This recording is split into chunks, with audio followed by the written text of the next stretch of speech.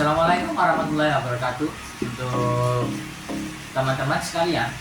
Nah, perkenalkan, nama saya Ismail dari Prodi Informatika kelas A. Nah, teman-teman, untuk video kali ini saya akan membahas apa itu si SWOT. Nah, itu nanti pembahasannya itu akan berfokus pada diri saya sendiri, teman-teman. Jadi seperti itu, teman-teman. Nah, yang pertama dalam SWOT ini, teman-teman, kalau kalian pengen tahu, yakni tentang kelemahan, kedua kekuatan, ketiga peluang, dan yang keempat itu ancaman, teman-teman. Nah, kali ini kita akan membahas keempat-empatnya. Nanti akan saya jelaskan keempat ini ke dalam diri saya, teman-teman. Jadi seperti itu, akan saya berikan contoh-contoh yang konkret seperti kejadian, teman-teman. Jadi seperti itu, teman-teman. Nah, sambil nyantai dulu, teman-teman. Nah, yang pertama, teman-teman, soal kelemahan. Nah, kalau kalian tahu, pada diri saya itu yang paling lemah itu bukan soal cara menganalisa ataupun cara belajar ataupun cara untuk mengadaptasikan diri pada lingkungan yang baru, tapi kelemahan saya itu terletak pada hafalan, teman-teman. Jadi kalau kalian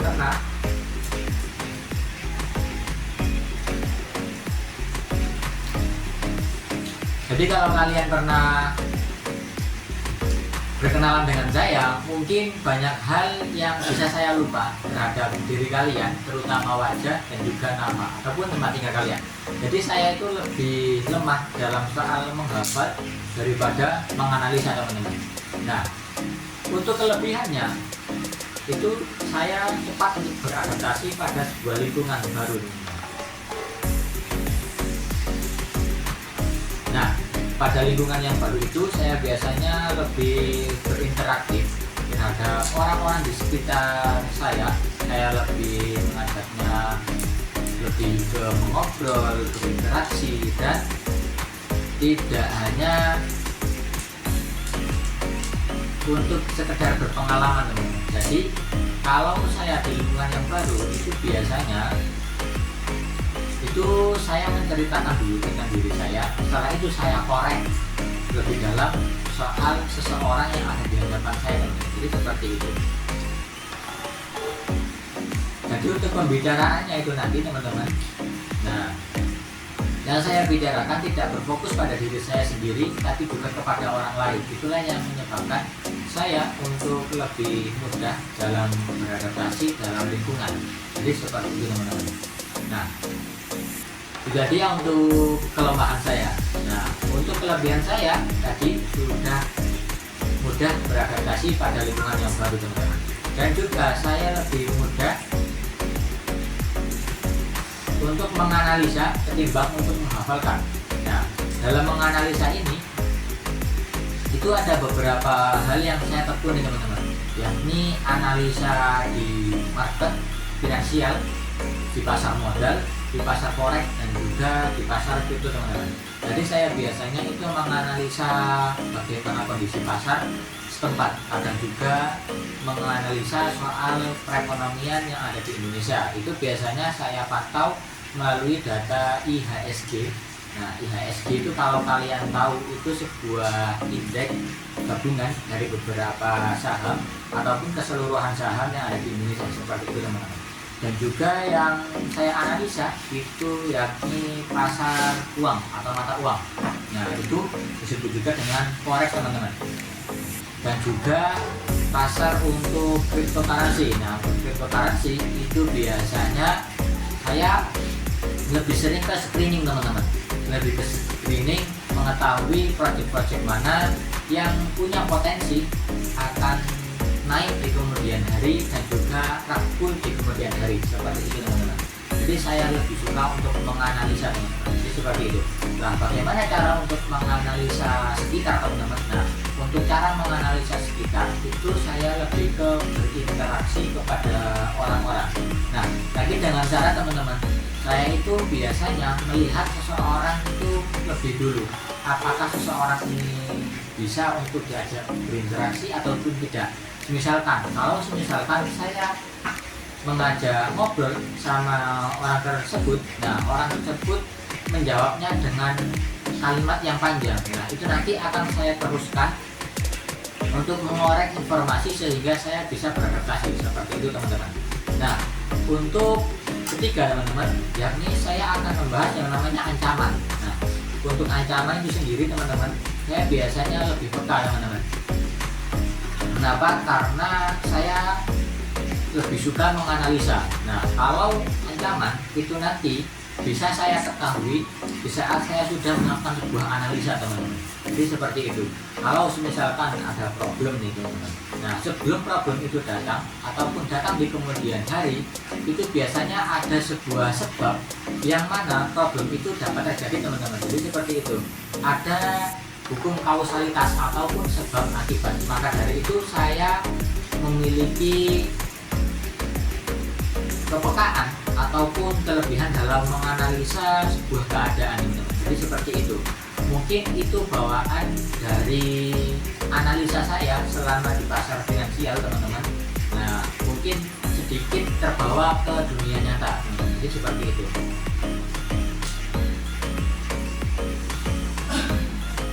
Nah untuk peluang teman-teman, nah ini poin yang keempat dari SWOT teman-teman. Yang pertama saya sudah membahas kelemahan, yakni kelemahan saya itu menghafal. Yang kedua saya sudah membahas kelebihan, yakni dalam menganalisa, dalam berinteraksi ataupun dalam menempatkan diri teman-teman. Yang ketiga tadi saya sudah menjelaskan soal ancaman, dan yang keempat ini saya akan menjelaskan soal peluang teman-teman. Nah untuk yang peluang ini saya biasanya menggunakan analisa saya teman-teman. Misalkan contoh, di waktu saya magang teman-teman, itu biasanya itu saya lihat dulu teman-teman, apakah ada hal yang bisa saya pelajari ataupun yang belum saya mengerti soal tempat saya magang ataupun tentang dunia di tempat saya akan magang. Nah itu saya pelajari terlebih dahulu. Saya mencari tahu apakah di saat saya di sana itu akan menimbulkan manfaat buat saya apa tidak. Jadi seperti itu. Kalau misalkan di sana menimbulkan manfaat, ya sudah, saya akan terus ataupun berkembang di sana. Tapi kalau saya rasa di sana tidak memberikan impact atau berdampak kepada saya, maka saya akan meninggalkan tempat itu. Seperti itu teman-teman. Jadi untuk peluang saya lebih condong untuk menganalisa terlebih dahulu sebelum mengambil sebuah peluang. Contohnya di tempat makan ini tadi teman-teman. Nah, jadi di tempat makan saya itu lebih ke budidaya lobster air tawar. Nah sementara kalau kalian tahu, basic dari saya itu bukanlah seorang pembudidaya ataupun seseorang yang ahli dalam perikanan. Nah melainkan seseorang yang ahli ataupun sedang menempuh pendidikan di jalur coding ataupun teknologi informasi teman-teman. Jadi seperti itu. Hampir nggak ada bagaikan langit dan bumi teman-teman untuk saya terjun di dunia perikanan. Tapi saya tahu teman-teman, di sana itu ada yang namanya peluang teman-teman. Nah peluangnya itu apa? Kalau saya bisa menguasai untuk budidaya lobster air tawar, sementara di kampus ataupun di pendidikan saya itu basicnya di informasi atau di teknologi, secara tidak langsung market yang akan saya timbulkan nanti akan lebih besar. Saya sudah tahu bagaimana cara untuk budidayanya, saya sudah tahu cara pemasarannya, saya juga sudah tahu metode untuk pemasarannya juga seperti apa. Seperti itu teman-teman. Nah, syukurlah teman-teman, di sana itu biasanya saya langsung ditempatkan di marketing malah teman-teman. Kenapa di marketing?